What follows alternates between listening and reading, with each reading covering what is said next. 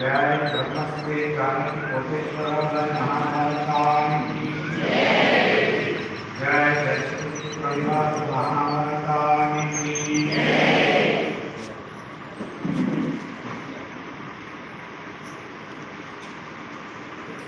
నిన్నటి రోజున మహాభారతం అంతర్గతంగా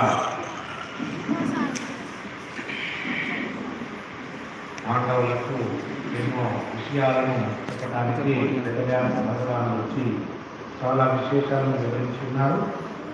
గురువుల విశిష్టతను, తరువాత వారు ఏ దిక్కుకు ఎవరు వెళ్ళాలి, ఎటువైపు వెళ్తే ఏం జరుగుతుంది, ఇప్పుడున్నటువంటి ఆశ్రమంలో ఉన్నటువంటి సమయాన్ని కాలానుగుణంగా ఎలా వినియోగించుకోవాలి అన్న విషయాన్ని చాలా వివరంగా చెప్పి ఉన్నారు.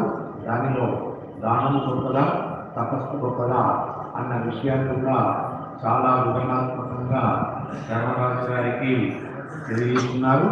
అలా తెలియజేసినటువంటి సమయాన మరో అద్భుతమైనటువంటి విషయాన్ని చెప్పి ఉన్నారు.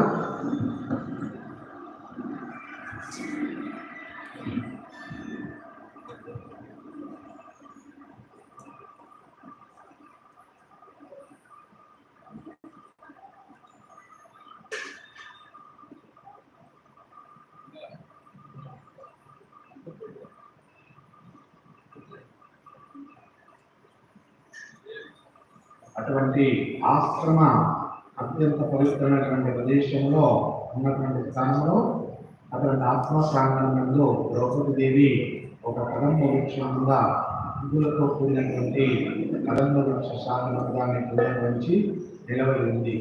ఆమె సహజంగా సౌందర్యాన్ని యజ్ఞసేనాన్ని యజ్ఞం నుండి ఆవిర్భవించింది. ఆమె చేతులు ఎంత ఎర్రగా ఉన్నాయో కదంబ వృక్షములకు పూసిన పువ్వులు కూడా అంతే ఎర్రగా ఉన్నాయి. ఆమె అలా నిలబడి ఉండగా అటువైపు ఒక పరమ రాక్షసుడు వచ్చి ఉన్నాడు. వారి పేరు సైంధవుడు వెళ్ళిపోతున్నాడు. ఆ తెల్లడ నిలబడి ఉండగా అటువైపు సైంధవుడు వెళ్ళిపోతున్నాడు.